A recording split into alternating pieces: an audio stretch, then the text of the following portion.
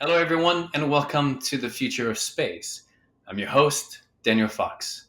Our guest today is Jonathan Lacoste.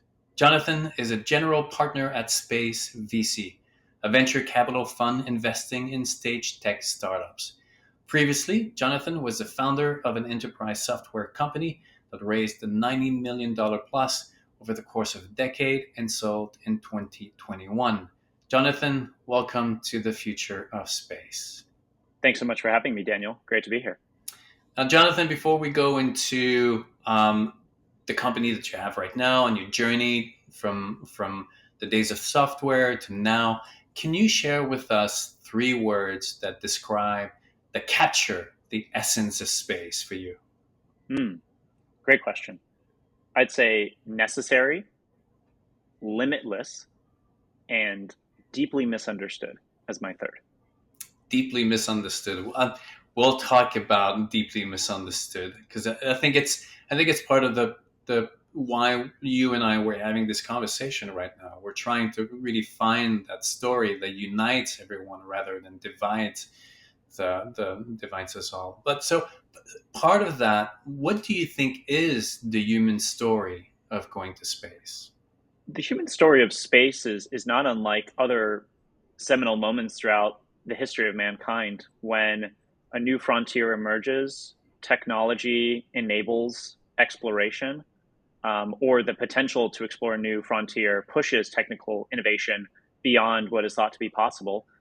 And mankind and womankind, we always seem to um, explore and find out more about ourselves, about our origin, and make new discoveries that make life here on Earth better. And so, certainly while the origin of space may have been geopolitical in nature back in the 1960s, I think what's really exciting about the future of exploration of space is that it really is about pushing the limits of our current understanding on the physical world around us, about climate, about scientific discoveries that are only possible in zero gravity in space, about exploring, the moon and bodies near us, and potentially putting a permanent base on Mars and other planets. And so, certainly the future of space is one where human and technological exploration is increasing in frequency and in daily life versus becoming more rare.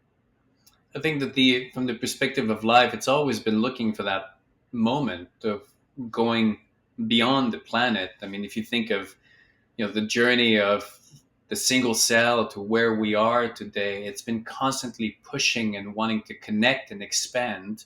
This is what really life does. It doesn't want the status quo. It doesn't want to stay in one place. And now we're about to go from single planet to multiplanetary in the same way that it went from single cell to multi-cell. And it will elevate, it will create, obviously, I mean, we'll have new challenges, but it will elevate the human story, the human experience to new places and all. I mean, there's definitely science benefits and technology benefits, but just for the consciousness and for the awareness of what it is to be human, it will be, I mean, it will just bring us this cognitive shift of quantum leap. Would you agree? Yeah, I certainly agree, and I think especially that like cognitive approach and just like the intellectual understanding of ourselves as a species, but also being able to test new pharmaceutical drugs and understanding kind of new therapeutic approaches. Like there's a lot that space can offer us here on Earth too. I think for the Western world, the two other moments in history that says a lot about the moment we're in right now is certainly the era of European expansion and exploration of the New World of the Americas, and also a little bit later on the westward expansion, the gold rush, the eminent domain, kind of push towards coast to coast. That those moments in time, if you go back and look at the newspaper clippings, and not that I have readily available, clippings from the 1800s and 1600s, but in looking online through Google and kind of hearing and reading the research and history of that, there were some folks that thought those folks that were going west or sailing and for the pure sake of exploration were a little crazy. And it needs those individuals that kind of risk it all to really push forward the history of mankind. And so, in many regards, I view space in a similar light today. as it relates to becoming a multiplanetary species, space tourism, and any space based travel. I wrote this piece about how back in the 1900s there was this time where Edison, Tesla, and the Wright brothers were all in the same kind of era, and granted there was tremendous amount of challenges and issues in the world. There were diseases everywhere, but they didn't choose to become doctors. They tried to create a world that a lot of people would have said, like, what are you doing trying to take the sky or power the world when there are people dying of so many other things? But the world that they created by powering the world and by going to the sky actually took care of a lot of the issues that, and it's not just this one way to approach a problem. It's it's a multi approach, and it's not just a single, but it's a multi approach, and where, like, yes, we still have a purpose for arts, we still have a purpose for philosophies, we still have a purpose for a lot of things that do not seem to be so directly addressed to the issue, but they it's a it's the strategy that they put together is actually one that elevates and will take care of those problems, and that's what space is going to be doing, right? Absolutely. And I'm inspired every day working on the forefront with founders and management teams and early stage companies trying to build that future.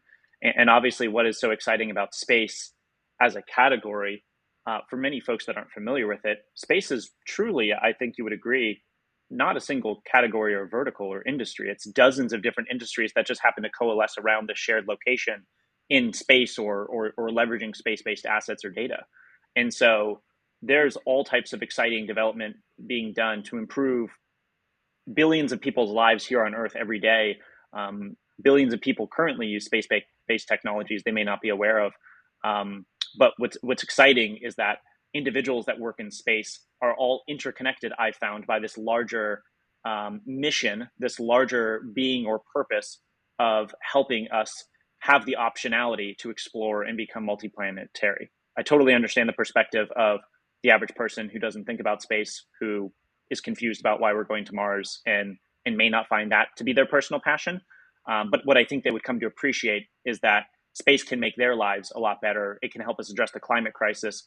And if by doing so, we have frequent, reusable, democratized access to space for folks that want to explore, and that by going, we explore the outer space and help us better understand life here on Earth, I think you'd get a lot of the people that would be agreeable to that. Yeah, I mean, absolutely. And if we go back to the European expansion, in the 1500s, uh, the same, you would have the same critique on why would people risk their entire lives getting on the boat and going to a foreign land and having to start from the beginning. And I think also we have to take a moment to think of what does it take for someone to do that, like to leave everything behind, to get on the boat where your chances of survival are not really that great, and it's a month long journey of some of the worst conditions, and then you get to this new land, to North America, and now you still have to get into a caravan and you have to cross the continent on the promise of something better. What are the incentive? What is the motivation for someone to drop everything and to do that? And obviously, it's because Europe had reached its capacity. When it did happen, Europe was a pretty much shamble. I mean, all the resources had been kind of depleted. Hygiene conditions were not really good, and this discovery of a new frontier allowed Europe to fix its problems, but also it gives also the incentive for people to go and start a new life. And going to space, I mean, obviously, we're not talking about the next 5 years, but in the next 100 years and 200 years, this is what is going to happen. Where you just going, it's not at the expense of the other, but it's both of them are elevating themselves, because it's a relationship. Like when you leave your house, you're 18 years old. Your parents have brought you up. When you leave the house, you're not leaving well, depending on the families. But when you leave the house, it's not never to say, at the expense of your parents. It's actually what you're going to be doing will also support your parents back home. And having many children or having this extended family actually just increases the value of your life and your story, right? Yeah, I think that's right. I would hone in on two elements of this. One is this like zeroism idea or concept that is pervading the narrative that I just don't think is true. You know, there's plenty of resources to go around for us to explore space and to support the important technological and human advancements and developments that come as a part of that, and to make life better here on Earth. And so, you know, I really struggle with that zeroism argument, the narrative that's made sometimes. To your point, it's not one versus the other. I certainly take an abundance mindset, and I think there's plenty that we can do to support both, you know, life here on Earth and beyond. I mean, just in terms of resources, like I wrote about the fact that you have a house and I have a house and we have a backyard, and we're able to kind of beautify and manicure our environment is because everything that we need to live, we actually import it. Like, and everything that we create is actually exported. So I don't need a sewage system in my backyard. I don't. I mean, some people have a garden, but I don't have a garden. I don't have a power, manufactured in the backyard because all these things come from elsewhere. So, and it gives me the freedom to kind of put little trees around and plants like this. And it's going to be the same thing with the planet. The minute that we can start mining in places that are desolate or more remote and relieve the planet from the extraction of resources, we're going to be in a position. I mean, granted, it's not going to be like it's not going to turn the planet into like a piece of heaven, but it will definitely lessen the pressure of extraction because now you're getting it from other places that or it's not the center of the Amazon, correct? Yeah, and I think this actually harkens back to something I was going to refer to earlier, which is this idea of like incrementalism versus an exponential moonshot. And I think whether you're building a company or whether society's progressing over centuries, we as a species, we always need both to work in parallel. We need incremental improvements too. If you're talking about mining or sewage systems or power grid, we need improvements on a daily basis that individuals, communities can feel, they can see tangible action on. But you also need exponential moonshots. You need people to go, companies to go, try something completely radically different, risk it all. And I think we have to accept that the success rate of that, by definition, is going to be very challenged. It's going to be minimal compared to an incremental approach. But whether it was the Wright brothers deciding to go to Kitty Hawk Beach and try to fly, whether it was Henry Ford trying to build the Model T, whether it's the space pioneers of today trying to go build a permanent base on the moon and Mars, we may not fully understand what the future of that is or the potential of that is. But I think we should recognize that it is important to try. It is important to do, and it is important to have those, no pun intended, moonshots across many technological surface areas. Absolutely. We need it's just for the even for the younger generation, just to have even to ourselves to understand or to have a peek into something that is so beyond what we can understand.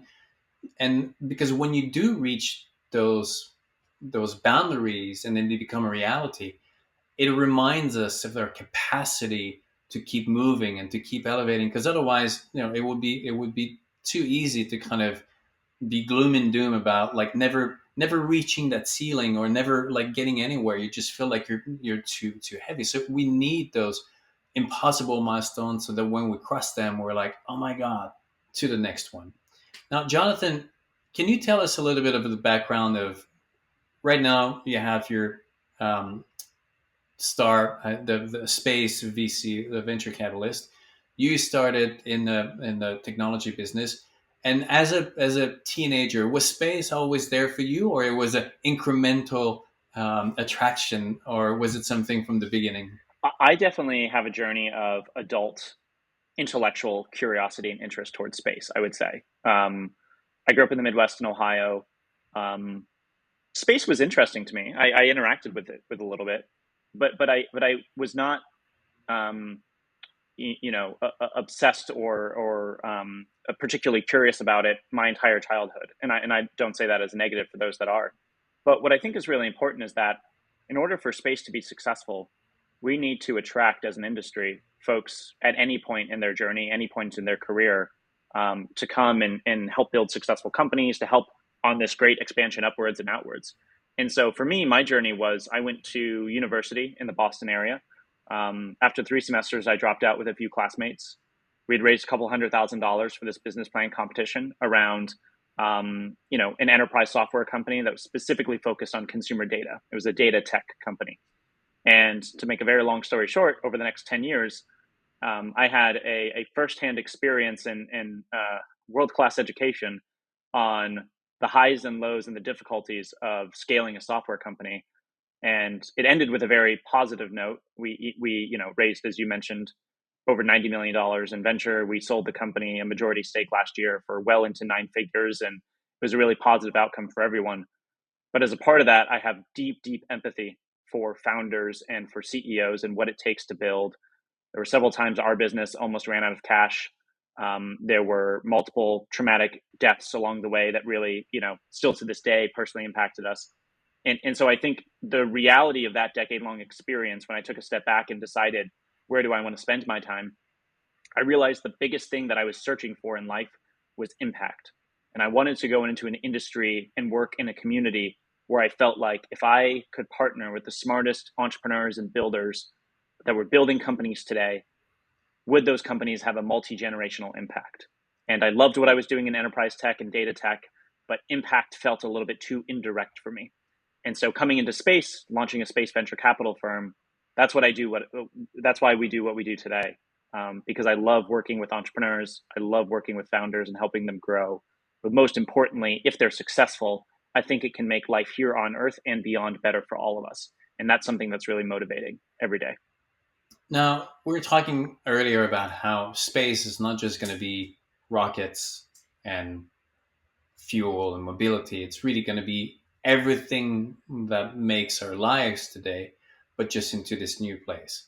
So whether it's architecture, apparel, wellness, health, biotech, mobility, energy, everything. So your company focuses on what area in particular? Given my background as kind of a software SaaS guru, we love data and software oriented businesses. Now, what's beautiful about space is you do have some businesses that are purely software oriented. They may be doing something with Earth observation based data.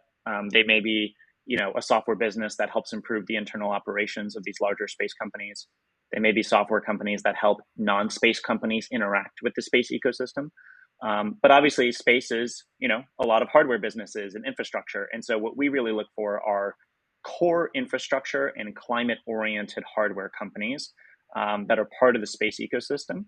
And one of the things I've been so excited about as I've become more introduced into the space ecosystem over the past 2 years is just how much cheaper and more affordable and approachable it is to build a space company today than it was 5, 10, 20 years ago. And the reason that's important is because it enables new types of satellite constellations to be built in a way more cost-effective manner that attract folks like myself, venture capitalists, to support and invest in those companies. Those companies then develop services that are highly profitable, whether they're in telecommunications connectivity, whether they're in weather or GPS, whether they're in climate. And so those are all businesses that we get really excited about, that we've invested in and that we're going to continue to invest in moving forward. Are there a couple of companies that you're in that you can share with us that get you all excited? Yeah, absolutely. We have a backlog of, I think, 4 or 5 deals, investments that we've done that aren't public yet. So I'll speak to your point too. We have 10 or 11 companies that we've invested in publicly so far. So I'll start with the most noteworthy one, SpaceX. SpaceX has the best brand recognition within and outside the space community. The reason I think SpaceX is so important, if it isn't obvious, is in order for the entire space ecosystem to thrive, we need frequent, democratized, and cheap access to space. And we need it in a variety of capacities. We need that type of access for humans. We need it certainly for infrastructure, and we need it for certain orbits and inclinations we're trying to get to. And what SpaceX has done candidly has built the platform for the entire commercial space ecosystem in the recent decade to exist, based on the relentless pursuit that that company and Elon have had towards making, through their Falcon 9 and now hopefully through Starship and kind of the next generation, cheap and affordable access to space. We are also extremely bullish on Starlink, as evidenced maybe most recently by the Ukraine-Russia conflict, as the most reliable and cost-effective manner moving forward to bring populations in rural areas or in emerging markets online and to become connected with the 21st century economy. And so, there are really interesting studies that show what happens when emerging markets get connected to high-speed internet. And in certain communities, broadband and laying fiber optic cables is going to make sense. In other instances, that doesn't make sense at all. And so leading internet connectivity companies like Starlink, as part of SpaceX, we're really excited about. But that's obvious. Maybe ones that are less familiar, but I'm equally excited about. We have a core thesis at the fund, which is that many companies will want to interface with space, but they will want to outsource space, because space is complex. Let's be honest, right? Whether it's the supply chain logistics of building a satellite company or constellation, just the launch process within itself, managing a spacecraft in space, that's very complex. But there are benefits that can be realized for unlocking that for a regular agriculture company or financial services. And so we have this vision and thesis around outsourcing space. And one of our companies, Loft Orbital, is basically providing hosted payload Uber rideshare for space type services. And so if you're a non-space company, but you want to collect space-based data maybe, or you want to have some type of experiment in space, you can outsource all of that development to Loft Orbital. They have a series of hardware and software innovations that basically allow you to leverage their, again, Uber rideshare model, because they can put 3 or 4 different companies and sensors and instruments on the same satellite bus. And then they manage that process for you. They go to launch and manage it in space. And that's really key for us as we think about how do we unlock space for the enterprise and companies in a way where they can experience it much more simply. And then maybe the last one I would mention, and I think your users might be excited about, is this idea of in-space manufacturing. We invested in a company called SpaceForge. They're based in the United Kingdom. They recently announced the largest seed round a European space company has ever raised, 7 million. And what's exciting about them and in-space manufacturing in general, as you probably know, in-space manufacturing has been proven through a variety of scientific experiments for decades, going back all the way to the origins of the ISS. But what is now possible is because the cost of launch, because the cost of off-the-shelf satellite components is so much more affordable, it has opened up the commercial opportunity to do this at scale, not with a single astronaut spending a small fraction of their day doing something for an academic or scientific research project, but what are valuable materials that we can make in space that actually have benefit and can only be made in space based on zero gravity versus things that we can try to create on Earth. And so SpaceForge is approaching that from a semiconductor wafer standpoint. I think we all know, if we're going to, as a part of the climate change shift, if we're going to invest in EVs, electric vehicles, and the electrification of the world, the semiconductor crunch we're already experiencing. And so SpaceForge has a really novel, important approach to developing some of those aspects of the semiconductor supply chain in space and then bringing that back to Earth for terrestrial use. So hopefully through those 3 examples, you can kind of see, we're looking at the full space ecosystem from launch to infrastructure and certainly thinking about climate and terrestrial industries back here on Earth. You were talking about SpaceX at the beginning, and I think that SpaceX was really like a turning point for many, many people that changed their relationship with space when they saw those reusable rockets. I mean, landing back, it is still something so counterintuitive to see a rocket landing back. I think it's, for, I mean, myself included, it's almost one of the most exciting moments every time that we watch a launch, to see the rocket coming back and just landing, and it just blows your mind. And what SpaceX has been able to do is really tip the reality of a relationship with space. I mean, I think, Steve Jobs was able to do that with the Mac when he, in 1998 created this public commercial connection with technology that, so before that was just mainly like a niche market, but then Apple made it a more approachable, and everybody could relate to that. And the same thing is happening right now with space. And we do have to give it to Elon Musk, to creating that vision and just to risking everything. And we make jokes about these testings, these rockets exploding, but the commitment, the financial commitment to go through that demands a particular type of personality that you don't see often. And a lot of that success is also, I think, luck to have. If Elon Musk hadn't, was born 20 years before, or maybe was not the first child in his family, but the second child, or had stayed in Canada as opposed to leaving Canada and going to Stanford, that nexus, that critical point of all these elements coming together would have not happened, and then we would not be here, you and I, talking. But it happened, and now the cost of payload is tremendously going down. And I did see the video of Space Forge, this idea of like manufacturing this entire, like melting the metals in this structure. It is just so fascinating to see all these new ideas moving forward. And I think there's not a day that goes by that I don't have this like almost youthful excitement of just hearing people coming up with ideas and seeing the ways that we can elevate our lives and the technologies of both on Earth, but like using the space as this blank canvas is like, imagine we could do this and we could do that. I mean, from your end, I think that like every day you must be receiving emails to just go like, wow. Yes, I'm constantly inspired both by the level of innovation and also the dedication of entrepreneurs in the space ecosystem. It is honestly one of the reasons I get up in the morning. Like, I think I was joking with you pre-recording, like I got COVID yesterday and I'm not feeling great today, but why am I up and having a regular set of meetings and working hard? Because I'm inspired by the entrepreneurs that I work with, and I know they're up and at it. And we are each only blessed with so much time on this earth, and so we need to make the most of it and leave an impact.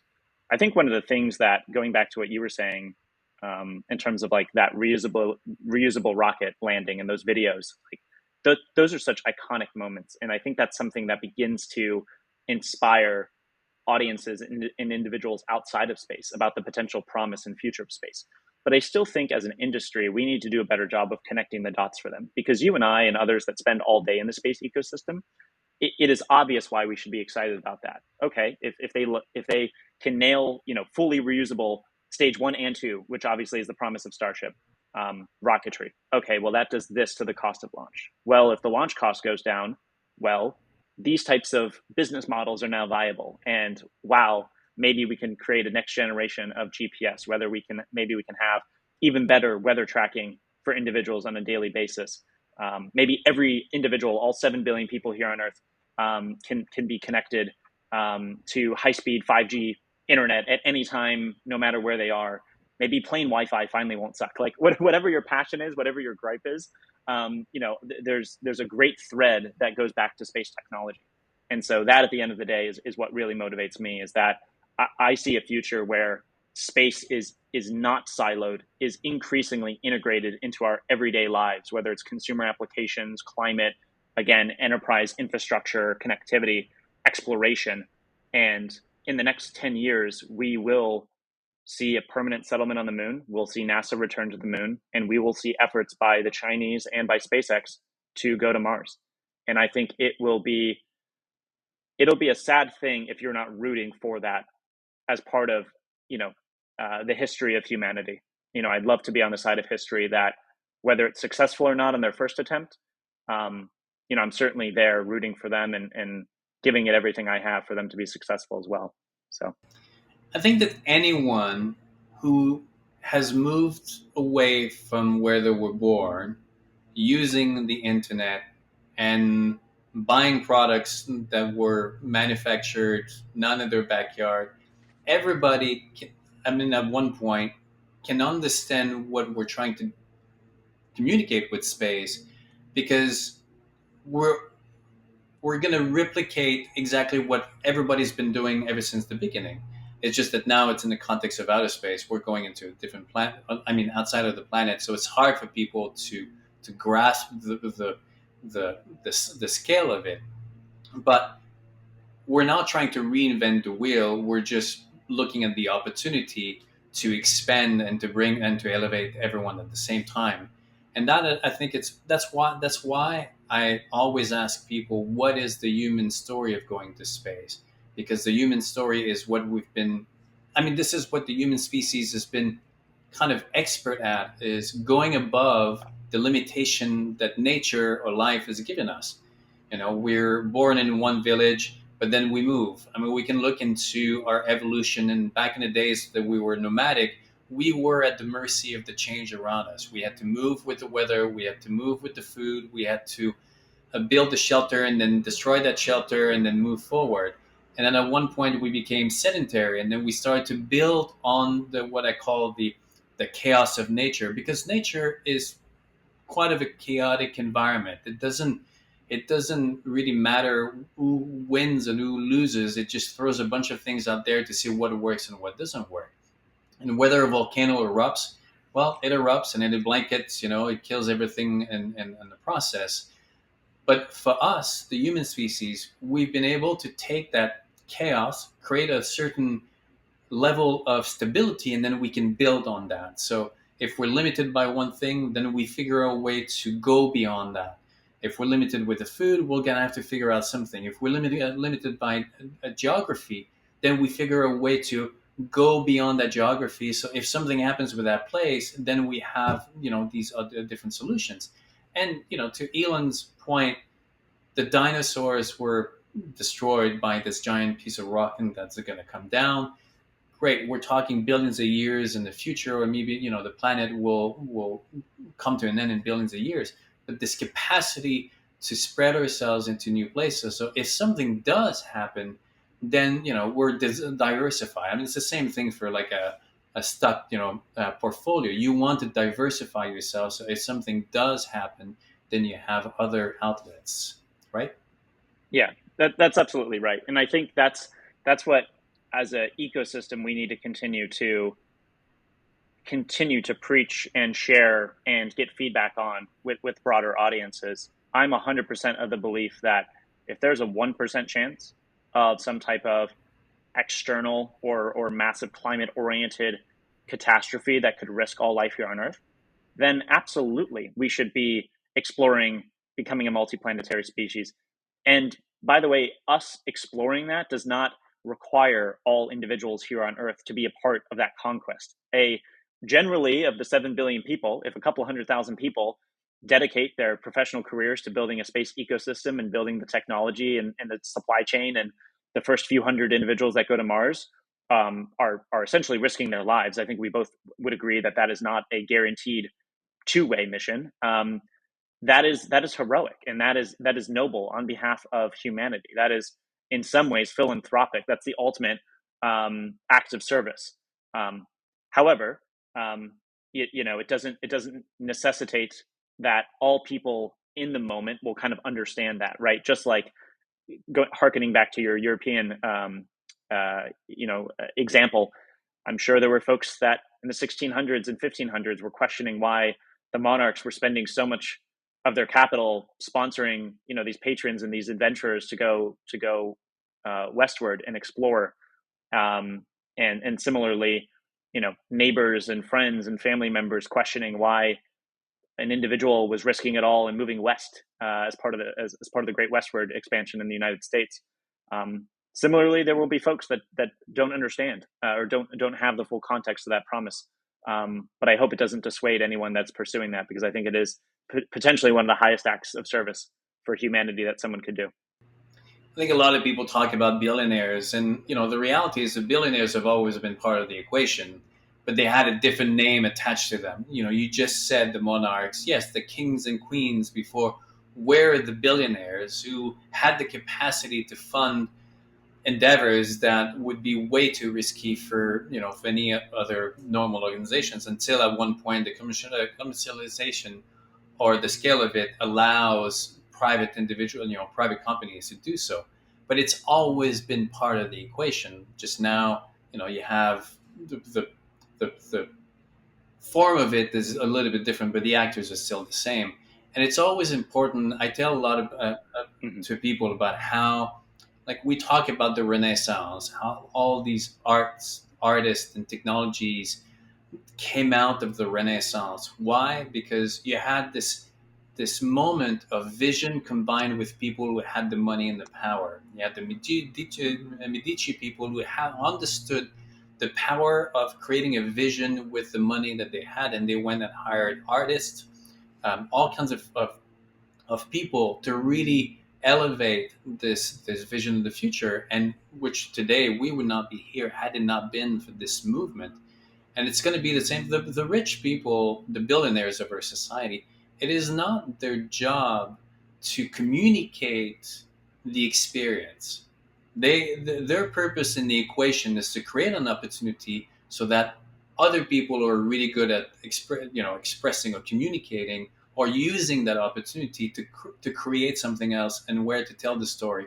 That is where all these pieces of the puzzle fit together. And it's the same, you know, you have an entrepreneur background, the world would be an absolute chaos if everybody was an entrepreneur. It would, I mean, nothing would work if everybody was suddenly an entrepreneur. You need these entrepreneurs, but these entrepreneurs also need other skills around them, so that, and that's really what is a successful entrepreneur, is someone who is able to surround himself or herself with other people that can compensate or can complement the vision that they have. And often the ones that do not succeed is not because their ideas was less good, it's just unfortunately they were not able to put those people around them that can create that team. So I mean, it's, moving to space. It's, we need all these stories, all these actors, so that we can go. It's not just, it's obviously it's not just a billionaire narrative, but it's all these little actors. Whether, like, I was talking to Patty Stoll the other day from LLC Dover, she was saying it's like how much they're hiring a lot of people right now. And I said, so, okay, I understand that you're hiring engineer for the space suit, but if someone from the fashion school is listening to it right now and they want to be involved in space, are you hiring people with no engineering skills but having this fashion, vision? She said, absolutely. This is actually what we need right now. We need to go beyond just the engineering mindset, but more about the human mindset, the human experience, the human element, so that it can become more inclusive and not just this kind of tech area. Would you agree on that?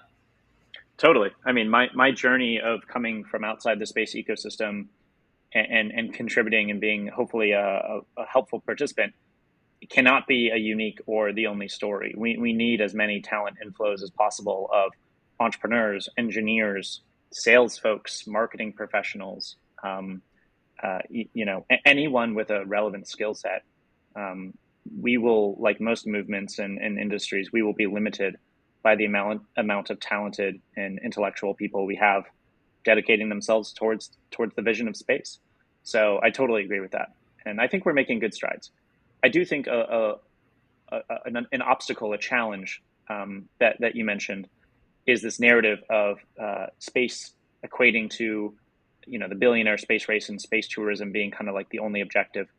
And I think one thing I'm really passionate about recently, and it's why when we talked at the beginning of the podcast about space, I said deeply misunderstood, is because I think for, again, the average person who doesn't interface or think about space nearly as much, I think it's maybe not as obvious to them always, because we haven't, educated and spent the time to walk them through it, that the reason that Elon and Jeff and others spending billions of their own personal fortunes and raising a lot of capital to build reusable rockets, and why wealthy patrons going on space tourism, flights short term, is a great thing. It is subsidizing the development of technology that continues to become more democratized and continues to help us all. And I think the fact that maybe folks aren't feeling that net benefit immediately is what's pointing to the challenge, or certainly there's a societal and way larger conversation than we can have on this podcast about wealth generation and income gaps, and like what is too little and what is too much wealth for one to have. And I think that is certainly driving this a lot as well. But I would really challenge people to think about, I want to live in a world where, regardless of what the number is, I don't care what the number is of how wealthy someone is, I would rather them spend their time, effort, and intellectual capacity trying to make humanity or life here on Earth better, however one might define it, than by self consumption of buying more yachts, buying more houses, whatever it is that they would be spending their personal capital on. And so, while he certainly has a lot of colorful tweets, and while certainly there are folks that can't relate, to Jeff or to Richard, um, I'm very thankful for anyone, regardless of their financial status, for spending their hard earned resources in making space possible. Um, but I do think it is incumbent on the next generation of entrepreneurs that are building the space economy today. They'll be the ones that truly define and connect it to the average American or average household in the world, that might begin to shift hearts and minds about this idea of why space is so important and what the future of space holds.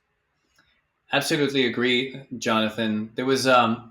In fact, there was a moment where the momentum was really about the negative aspect of the billionaire narrative, and then Inspiration 4 happened, and William Shatner happened.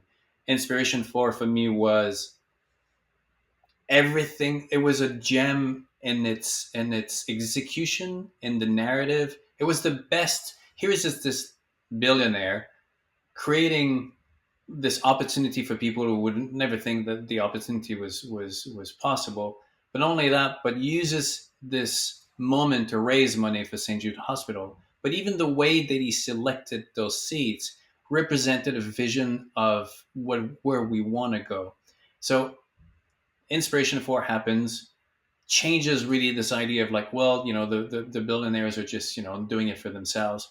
And then William Shatner finally, this person who's been trained to really capture the essence of an experience, that's what actors are. They have to take an emotion and they have to really, soak it in. And he goes up and he comes down, and there's not one person that watches this moment and doesn't really connect with what he's going through. And it's interesting because you read the scene, and Jeff is right next to him, and he's trying to like get him to be with the other people, but he's like, so like William Shatner is in this place where his entire life has been changed.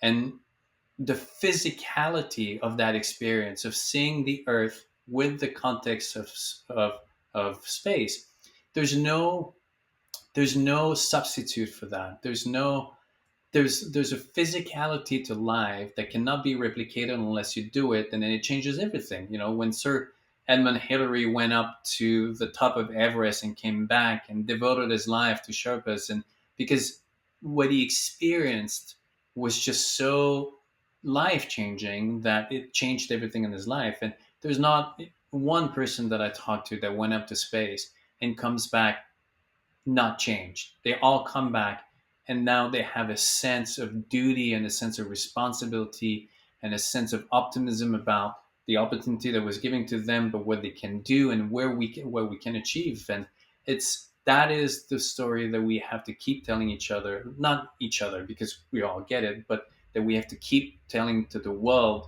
so that they can understand this vision. And they don't need to get on board. They just need to understand the value of it, right? Mm-hmm.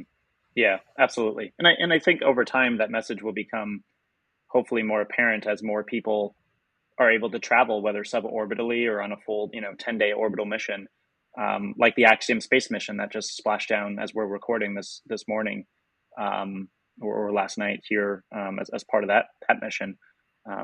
Yeah, it's truly inspiring. It's truly inspiring, and it's kind of crazy that we have people traveling to space, average citizens, not astronauts, and it's kind of part of the news cycle now. It's not like this monumental event that everyone sits in front of their TV and is glued to. Like, it's exciting, but and I think that speaks to the progress we're making. Actually, I think how normal that is becoming speaks to the idea that again, hopefully space does become democratized. It's not just to those with wealthy resources. I know there are a lot of great foundations that are obviously working hard to make sure that space is diverse. The individuals going to space are diverse, and they're not just white and not just male oriented.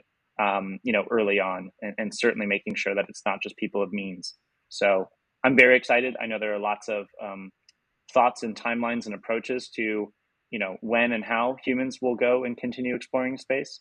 But I think it's only for our general net benefit here on Earth. Now, Jonathan, if people want to learn more about your company, or if someone has a startup and they're looking for advice or funding, where can they go? What's the website and the different social media platform that you're present? Yeah, I'm most active on Twitter. That's where a lot of founders reach out, is either Twitter or LinkedIn. So if you want to go to LinkedIn, just search Jonathan Lacoste. It'll pop up. And if you want to go to Twitter, it's Lacoste Jonathan. At is my handle. And yeah, we're happy to chat with you, and we'll write about another 10 to 12 investments this year into space tech companies. So if you're building something interesting or interested in learning more about what we're up to, please reach out. It's SPACE.VC.co.co. Well, we'll make sure that all the links are in the description. Jonathan, I just heard you pronounce your last name. I pronounced your last name with the French accent at the beginning. So my apologies. No, I have But family origin that's French. So when I'm with them, it certainly is Jonathan Lacoste. But for an English audience, it is Lacoste, classic alligator shirt. So. Jonathan, thank you so very much. I look forward for a path across. And until then, good luck with recovering from COVID, and wishing all the best to you and your family. Thanks so much for having me on, Daniel. It was a pleasure.